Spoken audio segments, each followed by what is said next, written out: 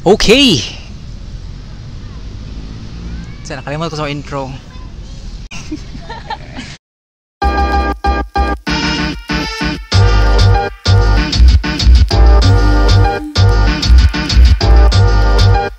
Hi, I'm back with my podcast on the go. And today we have a friend who's gonna share something mind-boggling. something that's gonna make your mind okay ba? Nosebleed, I don't know. So we have here Rosa. She will introduce herself. I will introduce myself. No, I let the guests introduce themselves so that di ko masayop sa pronunciation, di ko masayop sa ilang background. Like let's say I stalk someone, a guest before, like background check, stalking or background check nga. La di na siya, for example, moingon ko nga we're currently working in here, and then wala na day. Hello guys, I am Rosa May Belarmino. I'm currently unemployed. So in between jobs, char. So currently I'm a medical physics student, graduate student, still a graduate student from the University of Santo Tomas, and I'm here back in Cebu for a short while for Undas break. So what led you to medical physics? So I came from University of San Carlos, Cebu. I graduated from a BS Applied Physics, the 5-year course, BS Applied Physics. And then after that, I've been interested and I've been part of the medical biophysics lab led by Dr. Romel Bacabak. And from there, I don't know where to go. So why that well, physics? Physics is interesting based on from my experience when I was in high school, and then So we have different experiences led one thing to another. So I did enroll myself to BS Applied Physics with the DOST scholarship, and then after college, I think I wanted to narrow down the field, and I think one of the very interesting topics or field is medical physics. So explain medical Basically, medical physics is just you're going to use the physics concepts in healthcare and in medicine. Some example. So example, where can we apply medical physics, or where do medical physicists are currently right now?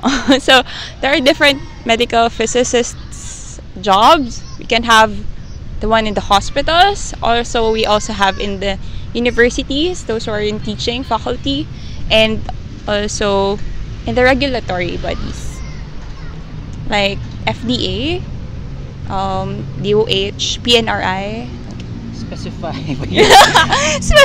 Pag yun. So example, visual. So sa hospital we have different fields where there are different medical physicists in the job. So they help the doctors make, example, for the radiation oncology or cancer therapy.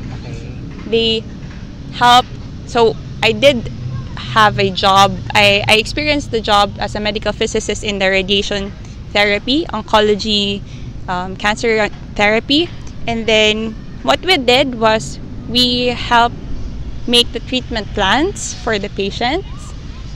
So that the doctors prescribe the dosages, where to treat, so that they will not die. And so the physicists do the computations. So if you make a mistake, you make a mistake to the patient. So that's why we do it's a serious job. okay. It's a serious job. We do with the serious. It's life and death computation. Life and death computation. So not just that, we also make sure na yung equipment. The equipment should be accurate. Maintenance? Yung quality assurance and maintenance of the machines like for the medical linear accelerators. For other fields in diagnostic radiology and what else? Nuclear medicine. They also we also do the quality assurance of the machines. So for the manufacturing of the machines, you're also able to work there.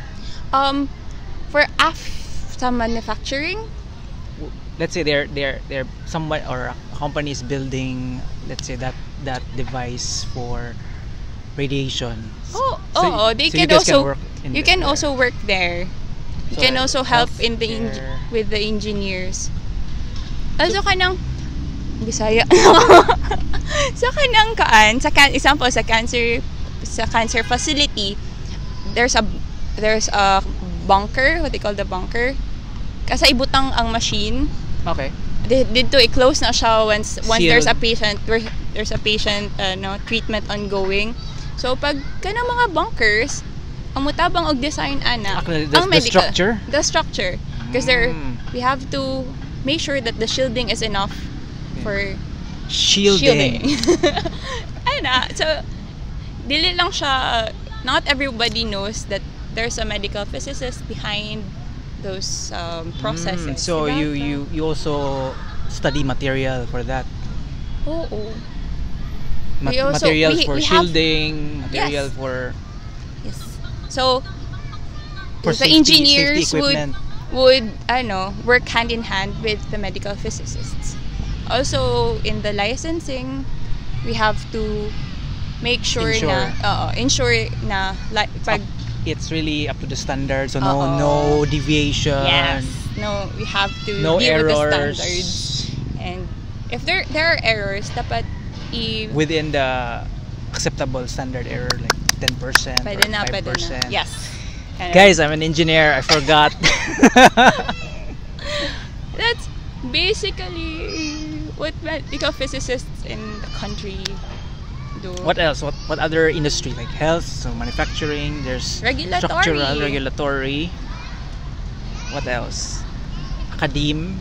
Academe.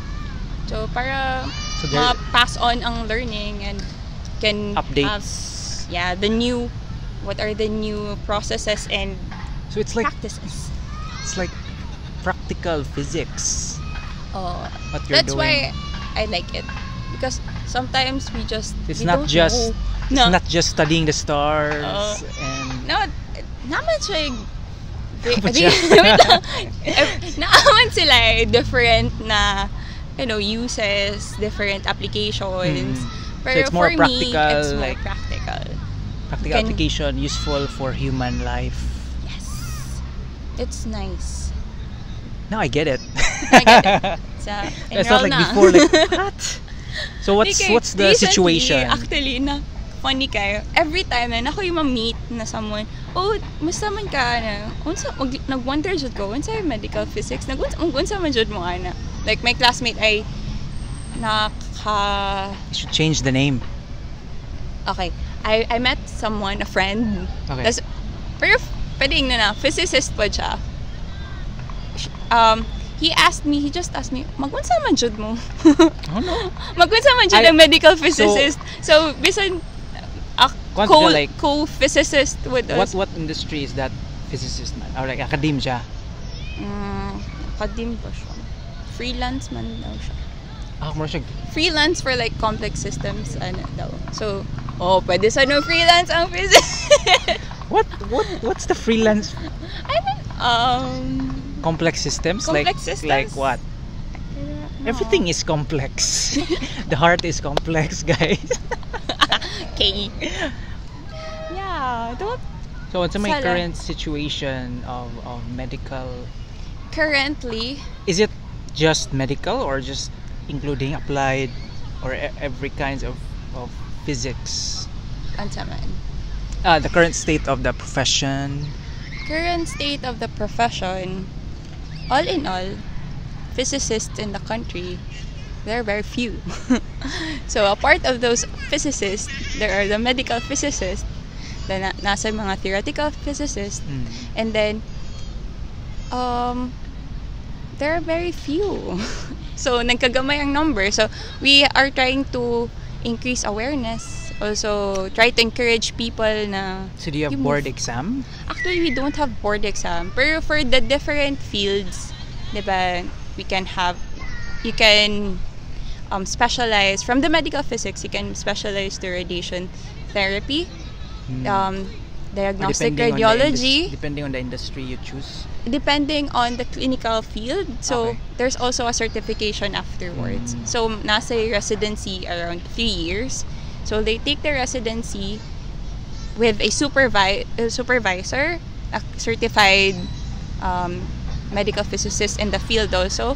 Tapos, after the 3 years, mag-exam sila.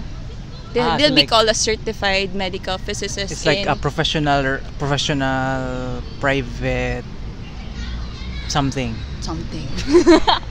Just because it's not regulated officially by the government or something. Wala pa siya. Because wala because pa of siya- your numbers. You Okay. can't regulate that.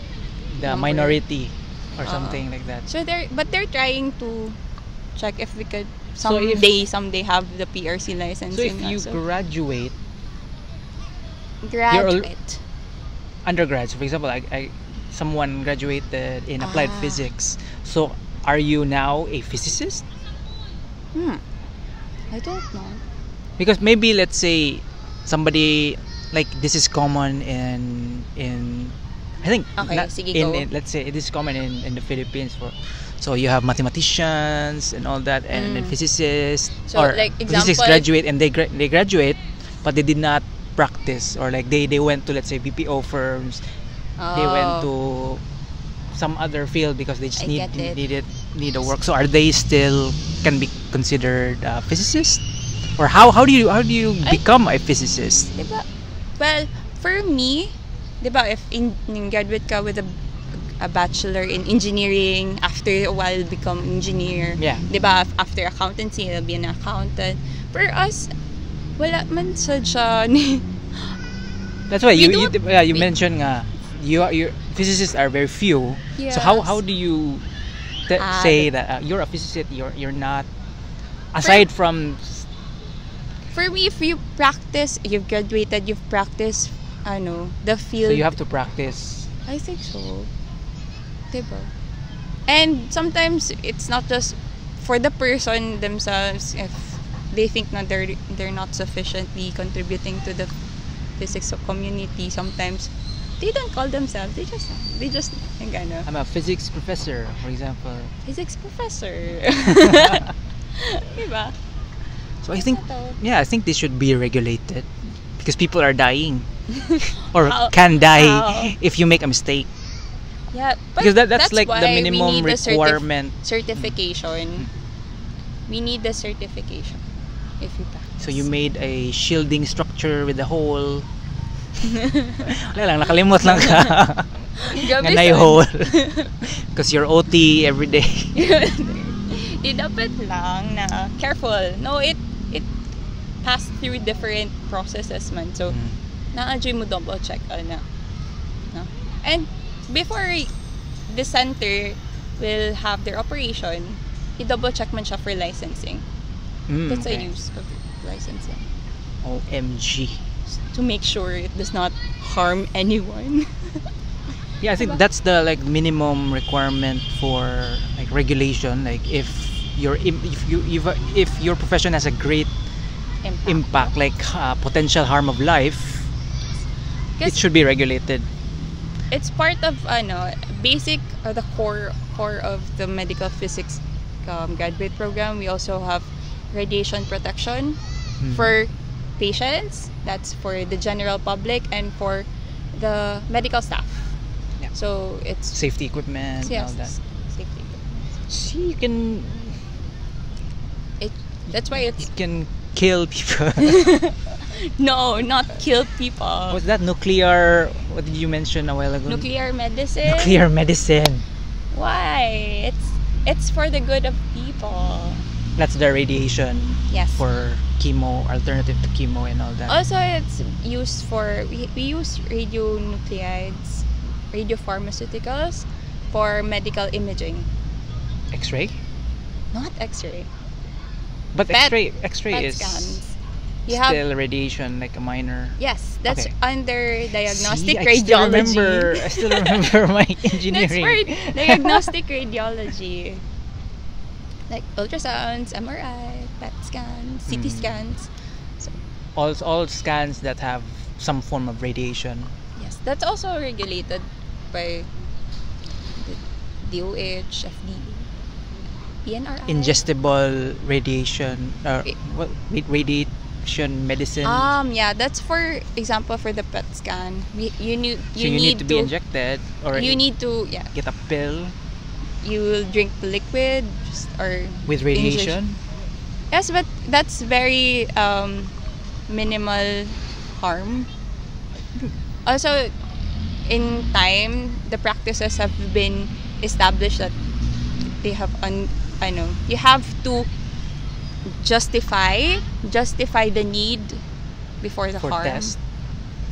So you have to justify that this person needs the exposure to radiation since he needs to be diagnosed. Kasi kung dili nimo siya hatagan sa opportunity na ma-diagnose, wala sa siya, tigok sa siya, di ba? So, you have to justify the need. My brain is running like doctors and injecting nuclear stuff. No. Pero, So, what's up, as a profession, like how much is the pay, for example? Depende. So there's high demand, demand, low supply. low supply of medical So physicists. that's why you're unemployed, because you're just jumping. No. I'm finishing my graduate study. Okay. Pero there are You're already finishing because master in what's that? In Master- medical physics. Master- Physics. Master of Science in Applied Physics, major in Medical Physics in Mm. only in UST for now In the Philippines. in the Philippines. Wow. So I don't know, there are already some. So I'll just also say na you don't need it's not only the applied physics graduates or the physics graduates in How teachers. many physics? Hindi, pwede engineers. Okay. Pwede engineers. Engineers, bachelors. Bachelor, yes. Engineers, like other like chemical engineers. Chemical, or mechanical. sa Because they can also requirement, specialize in the equipment and all that. basta na siya na ay number of parang minimum units of physics and math na dapat na take nila pag college. So So I can there- I there's- can study. So How mga much? You did not answer the question. How much is your salary Until range? starting, Let's say. So Starting. you have to be masters, or at least let's say you have units yes, you in can medical physics. if you can start with just a few units of the master's degree, pero better if nahuman ka, no? Mm. Pwede na nag-start How much? ka. Stop stalling. How much? Pila How man? much? Depende if How like much were you wait offered lang, before? ha? You don't have to mention who.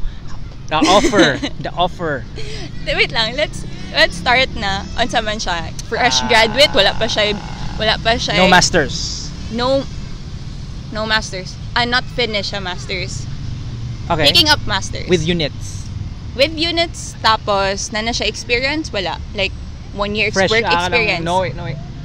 Does the experience have to be related to No, physics? you have work experience. General work experience. General work Okay, experience. general work experience. Most of, pwede gina-consider ang teaching experience, actually. Okay. Pwede. So, if you have at least 1 year Teaching experience, work general experience, experience. tapos you're taking up units, you can have at least basic pay 25,000 to 40,000, That's depending on depending on, work experience. and also like ang rate sa public and sa private. Okay, so that's High. kanang 25 to 40k is both for public and private? Yes, naadira. Which one is higher? I think Sa public public is higher. higher. Well, nag-update naman po ang Yan, public silang rates. higher ang public depende So sa that's 40. no, depende sa plantilla. Yeah, plantilla. let's What's the say- position, like health physicist 1, health physicist 2? Of course, that there's a range that's public information. Yes. So, let's say finished masters with Mhm. work experience general, Mm. still the same range? Mga 30 plus 30 plus to na 50 or even to 60. So let's say you 30 to 60? graduated. So you graduated. How long does it take to finish the masters? As far as I know, the master's degree has around 45 units. So, Huh? medyo daghan, no? Wait, 45 units. That's the last time I checked. 40. Medyo daghan siya. Appeal siya. This is the program for with thesis. Kasi before, na I program ang UST ga-offer siya So, na non-thesis. Is UST normal sem or tri-sem? Normal. We have So it's Um, like 1 to 2 years. around 2 years. The program is Around fit 2 for years 2 because years. of the thesis. 2 years plus summer or do ka summer. Kay pwede. Mga 2 years. Ang program, basically, you can finish it in 2 years. Okay, mag-masters na siya. I'm too lazy. Okay, serious na siya. I wrote a Pero book na- about lazy, so Yeah. He wrote about lazy. Anyway, napayuban na since they are working na in the field, they are taking up the masters to complement their okay. Pero nadugay na jud kayo sila nag-work na as in the field of medical physics. Pioneers na sila, late na sila nag-take, pero Pwede ra gyapon. And since lacking nga ang medical physicists in the country, some kanang mga fresh graduate na applied physics or physics graduates, health physics na sir, health physics sa UP Manila, Health. BS, bachelors. Mm. Up. So you're immediately specialized. They are immediately specialized actually. Then after they can start to work in the field pero like supervised, good.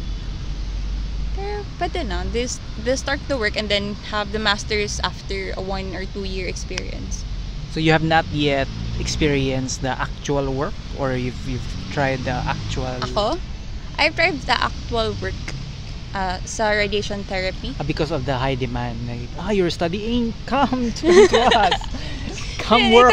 It's We'll give you nice. money. Nice pa siya ang experience ba? Kaya para makaibakan sa significance sa imong. So you bring your calculator, your scientific calculator, Bring your calculator. then your index card with formulas. It's an exam. So, sige, presently you said you have experience like. So describe the work. The work in radiation therapy. So that's your experience, radiation Oo. therapy. So like, one of the 3 major fields. so you mentioned you compute and then you do quality control, quality Quality assurance. assurance. What else? Ano? What else? So radiotherapy is the machine related or something. Like I'm imagining that I'm imagining that it's radiation therapy Radiation therapy meaning you'll use radiation for to treat to treat the cancer patient. patients. So you're working in that lab for that machine, with that machine, Mhm. because you're doing you're doing computations. Why am I describing? I'm imagining. Sige, describe. So sa radiation therapy, we use the medical linear accelerator which can produce electron beams and photon beams, and then we'll use those So when you say beams. accelerator, let's Accelerator. deviate. Sorry for interrupting. So when you say accelerator, so that's the circular. That's the thing with the circular thing that you run the What you run the particles and whatever. Oh, that's also a linear accelerator ganun Okay, sa but not the medical one. Okay. So this one is for medical use. So it's smaller. Smaller, yes. Tapos you have, so the patients that have cancer or may mga tumor, okay, first they're diagnosed by their doctors, and then after because there are different types of treatment also. Like So, you mentioned, like Pwede surgery, pwede chemotherapy. That's with the laser. No. In general, to get back, in general, cancer management, we can have surgery, pwede tanggalon na lang, The diba? tumor. The tumor. Whatever. Tapos, chemotherapy. Which With is external using of or drugs. internal. So Use of it's no drugs. longer the external one, internal na siya. Internal. Saan pag external? Like my mom had breast cancer, so at that time wala pa to nauso ang katumurag ingestibles. Saan na? I have no idea. So it's not ingestible, so I think it's just, I don't know. Basta I assume naka-RT siya, naka-radiotherapy siguro yung mama kasi breast siguro cancer. Breast so it's cancer. not ingested, di ba? Like before, like karon na may option to have the like the pill or whatever. Nasa pills, nasa ka ng drugs yun. Sa kuan. Radioactive drugs. Dili. So balik ta surgery. Surgery. Chemotherapy. And then radiation therapy. So radiation, we have external and internal. Lagi sakto lagi ang Muna imong pasabot. So if internal na siya like radioactive na material, ibutang I-inject. siya dool sa cavity or okay. sa example pag dapit sa radioactive dapit sa reproductive parts. Okay. So prostate, also cervical, So idool dito ang kuan, basically idool dito ang radioactive material. Or pwede sa external na patient na mahigda lang siya sa couch, tapos after kay itapat sa iya ang kuan, machine. beam. Tapos What's inside the beam? Is it the laser, the photon? The photon or the electron. Nag-nose reading na siya. Di okay naman. I'm trying not to go into science fiction. Because it's not science fiction. Of course, but it's much more fun. Or depends. Basta, di ba? Mahigda ang patient. Yeah. Position, na yung mga, kiba ka ng radiation therapists. They're purely medical, not Unsa man ang necessarily. radiation therapists?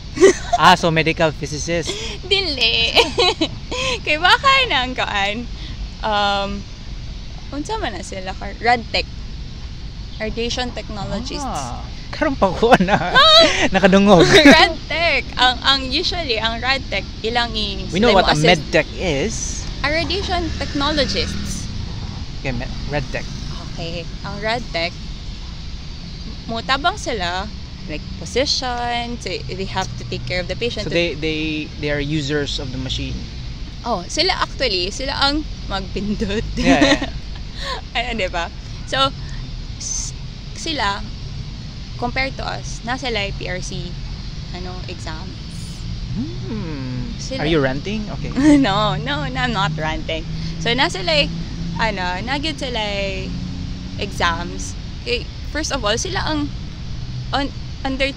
during the treatment, sila ang position sa patient, sila ang based sa They do the instructions readings. sa doctors, sa among treatment plan. They'll do the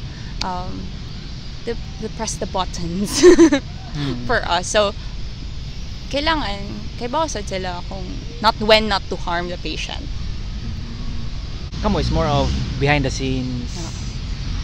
Sumunang wala mo na regular job. What's next? What's the future? For you Future? or for the medical physicist, or what do you, let's say you want to invite others or entice or tempt them or something? Come enroll. There's only one school, so you can be classmates. No. So, currently, personal. So, I'm thinking of academe and or hospital work. That muna na siya. Personal. That's, sa society. So, In sa general, amin, or sa among, professional, in your profession. in our profession, we are hoping that to increase in number because there's a high demand. And I think So since nakasuya ka, giilugan ka. wala man secret. Professionally. No. Professionally. Di man. Pero naadjud since naiubag na since they are already practicing the field and years of experience, ilugan jud sila, di ba? Matorn sad sila kay and say offer is it a good opportunity, is a good learning experience, yan na.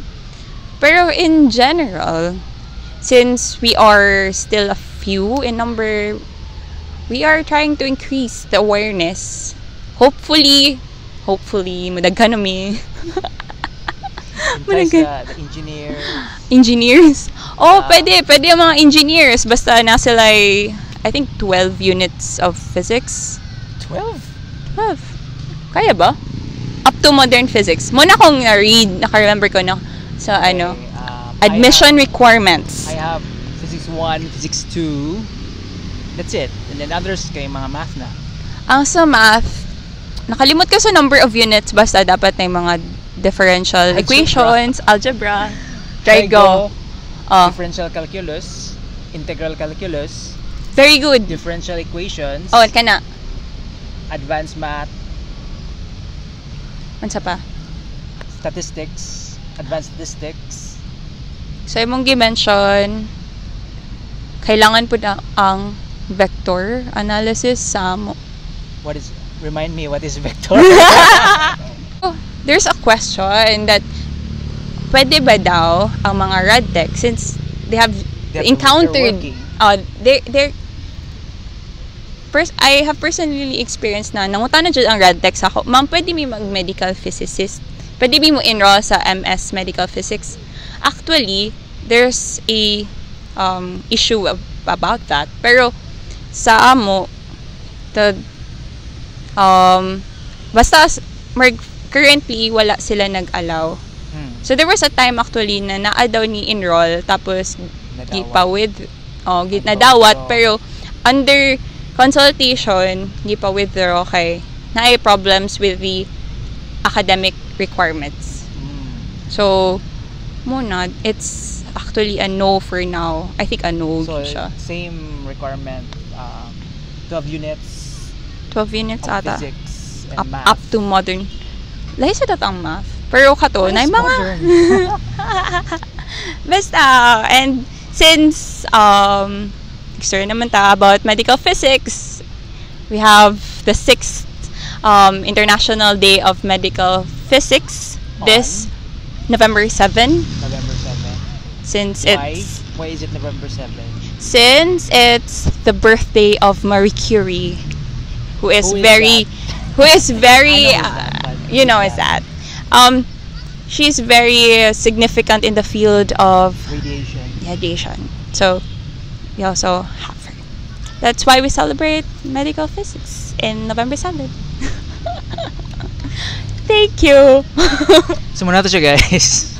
Hopefully you did not have a headache. Wala. Grant na ko. No, it's not a rant. Hopefully you were enticed to take let's say I've already graduated as an engineer. I don't know, is it depending on the school nga, let's say pwede ra ka mo take og that particular units to get the requirement? That could be. So how do we, Pwede siguro no mo take a back subjects, no? Mo na mapasabot. because I think schools do not allow nga you just go to their school to take subjects because you have to be aligned to a curriculum Wala ko kadungog og ana na Unless- nahitabo, pero unless you take another course. pwede. But Pero- not finish it because you're just No. there for the you're just there for the 12 units of They physics they and could math. ask consultation sa graduate school. Since they Just have go to be- UST. Okay, just go to UST. They will tell you what to do. So, muna siya, I'm just thinking, like, let's say Bitaw na, sa, Jay, that's ganahan nice. nga, Sample rad tech siya, yung ganahan Ah, gigi siya mag-medical so, physics. that's the Huh? practical side, like, I really wanna be a medical, nagilamok mo guys. I really wanna be that, and then, that's the how, like, how do you, muna siya, go to UST. Ask for consultation, actually. They will help you. So, that's it. Hopefully, you guys learned something, a little. Ngit ngit. Nagabinaan nami. Literally ni sunset after nami gabi sa medical physics na topic with Rosa. So thank you so much for listening, thank you so much for watching. So until the next podcast on the go.